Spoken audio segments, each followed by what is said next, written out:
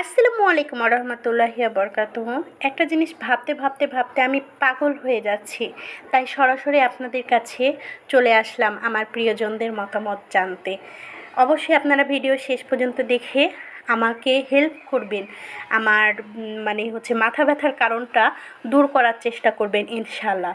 তো একটা প্রশ্ন দিয়ে শুরু করি। আপনাদের কারো কি কখনো এমন জমি আছে যেটা দেখতে সুন্দর কিন্তু কোনো কাজে আসে না? আমাদের ঠিক এমনই একটা জায়গা আছে, আর সে জায়গাটাই আজ আমার মাথা ব্যথার কারণ। আমার আম্মুর একটা 12 কাঠার জমি আছে। জায়গাটা শুনলে ভালো লাগবে। চারিদিকে বাঁশঝাড়, দুই দিকে 2টা তাল গাছ, দুই দিকে 2টা আম গাছ, 2টা 3টা 4টা নিম গাছও আছে, ঝোপঝাড় আগাছা, আর ঠিক মাঝখানে আছে একটা কুঁড়ি, একটা ছোট্ট পুকুরের মতো গর্ত। দেখতে খুব সুন্দর, শান্ত, প্রাকৃতিক। কিন্তু জানেন সবচেয়ে বড় সত্যতা কি? এই জমি থেকে আমাদের একটা টাকাও আয় হয় না। শূন্য, পুরো শূন্য। বছরের পর বছর পড়ে আছে, সবুজ আছে, সৌন্দর্য আছে, কিন্তু ভবিষ্যৎ নেই। আর তখনই আমরা একটা বড় সিদ্ধান্তের কথা ভাবতে শুরু করলাম। এই কুড়িটা ভরাট করব, সব জঙ্গল পরিষ্কার করব, জমিটাকে নতুন করে বানাবো। কিন্তু এখানেই গল্পটা টার্ন নেই।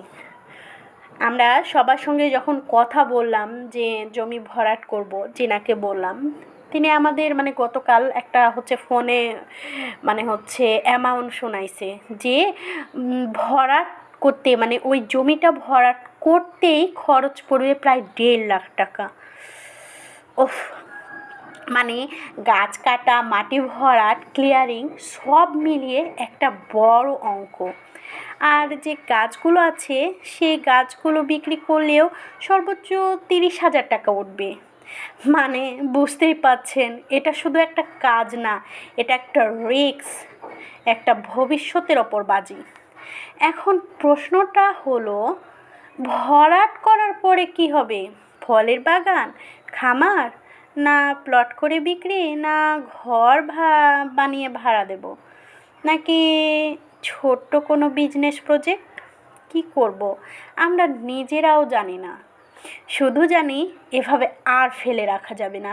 এই জমিটা হয় আমাদের জীবনের টার্নিং পয়েন্ট হবে, না হয় জীবনের সবচেয়ে বড় ভুল সিদ্ধান্ত হবে। আর ঠিক এইখানেই আপনাদের দরকার।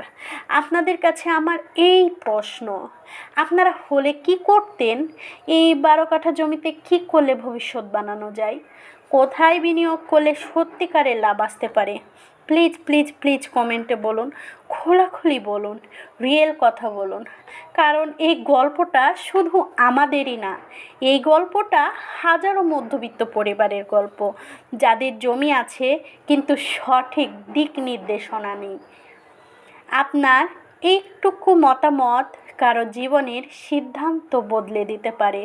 প্লিজ, অনেক রিকোয়েস্ট করে বলছি, আপনার মূল্যবান কমেন্টই করুন। এই গল্পটি অবশ্যই থামাতে দিবেন না আপনি।